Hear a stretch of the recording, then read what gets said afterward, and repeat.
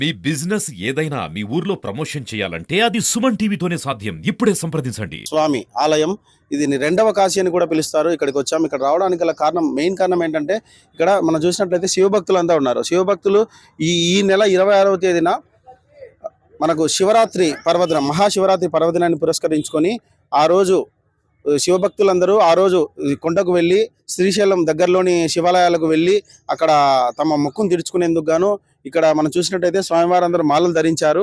అలాగే ఈ నెల 19వ తేదీన, ఫిబ్రవరి 19వ తేదీన స్థానిక అగస్తేశ్వర స్వామి ఆలయం నందు శివదీపోత్సవ కార్యక్రమాన్ని వీళ్ళు నిర్వహిస్తున్నారు.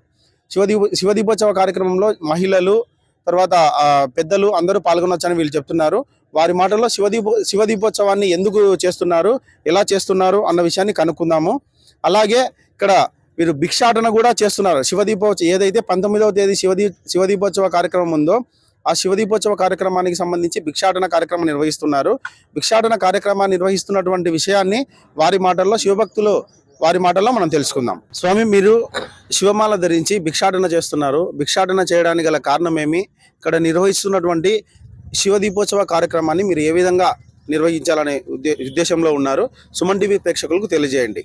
ప్రొద్దుటూరు పట్టణంలో వెలిసిన రాజరాజేశ్వరి దేవి సమేత అగస్తేశ్వర స్వామివారు భక్తుల కొంగు బంగారమై విరాజిల్లుతూ ఉన్నాడు. భక్తుల కొంగు బంగారమై కోరిన కోరికలు తీరుస్తూ ఉన్నాడు. నాకు సంతానం లేకుంటే స్వామివారికి మాల వేసుకొని శ్రీశైలం నడిచిపోయినాను. వెంటనే నాకు బిడ్డను మళ్ళీ కొడుకుని ఇచ్చినాడు. అందుకు స్వామివారికి ప్రతి సంవత్సరం నేను శివమాల వేసుకుంటూ ఉన్నా. స్వామివారికి సేవలు చేయాలని, పూజలు చేయాలని మేమందరం శివస్వాములందరూ సంకల్పించుకొని 2003లో స్టార్ట్ చేసినాం. అప్పటి నుండి మేము నిరంతరంగా కొనసాగిస్తూ వస్తున్నాం. కావున మేము ఇక్కడ రామేశ్వరం నుండి బయలుదేరి శివాలయం వరకు భిక్షాటన చేస్తున్నాం. భక్తాదులందరూ వారి వారి సహాయ సహకారములు అందిస్తూ మాకు వస్తున్నారు. ప్రతి సంవత్సరము స్వామివారికి అభిషేకము, హోమాలు, అన్నదానము, గ్రామోత్సవం అన్ని చేస్తున్నాం. పూర్వం స్వామివారి భిక్షాటన చేసినాడు కాబట్టి మేము కూడా శివమాల వేసుకొని స్వామికి భిక్షాటన చేయాలని మేము కూడా తలంపుతో మేము కూడా ప్రతి సంవత్సరం భిక్షాటన చేస్తున్నాం. స్వామి, రెండవ కాశీగా పిలువబడే ఈ ముక్తి రామలింగేశ్వర స్వామి నుంచి భిక్షాటన మొదలు పెట్టడానికి గల కారణం ఏమైనా ఉందా? మొట్టమొదట ఈ శివాలయాన్ని రాముడు ప్రతిష్ఠించాడు కాబట్టి, అదిగాక ఇసుకతో చేసిన లింగానికి ప్రొద్దుటూరులో చాలా విశిష్టత ఉంది కాబట్టి రెండో కాశీగా పిలిచాడు మన ప్రొద్దుటూరుకు. అందుకోసం మేము అగస్తేశ్వర స్వామి దేలంలో ఆడ చేస్తున్నా కూడా ఇక్కడి నుంచి రామవారు ప్రతిష్ఠించిన లింగం కాబట్టి ఇక్కడి నుంచి ఎప్పటికీ స్టార్ట్ చేసుకొని దారమ్మడి వెళ్తూ భిక్షాటన చేస్తాము. శివదీపోత్సవ కార్యక్రమాన్ని 19వ తేదీ స్థానిక అగస్తేశ్వర స్వామి ఆలయం ముందు నిర్వహిస్తున్నారు. వీటికి సంబంధించి ఏర్పాట్లు ఏ విధంగా చేశారు, ఎవరెవరు ఇందులో పాల్గొనవచ్చు, ప్రేక్షకులకు తెలియజేయండి స్వామి. 19వ తారీఖు జరగబోయే దీపోత్సవానికి భక్తులందరూ పాల్గొనవలసిందిగా కోరుతున్నాము.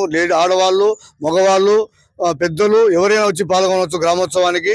ఆ రోజు ఉదయం 6 గంటలకు గణపతి హోమము, పూజ కార్యక్రమాలు ఉంటాయి. తర్వాత 12:30కు అన్నదాన కార్యక్రమం ఉంటుంది.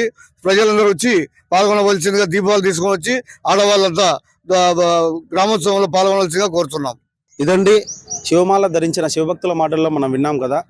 ఇక్కడ రెండవ కాశీగా పిలువబడే ఈ ముక్తి రామలింగేశ్వర స్వామి దగ్గర రాముడు స్వయంభు శివలింగాన్ని ప్రతిష్ఠించడం వల్లనే ఇక్కడ నుంచి మేము కార్యక్రమాన్ని మొదలు పెడుతున్నాము.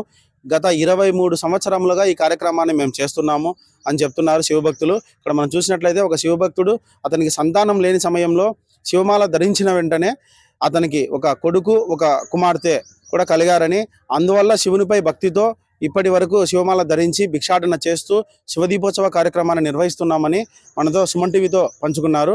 కెమెరామెన్ మహేష్తో సురేష్.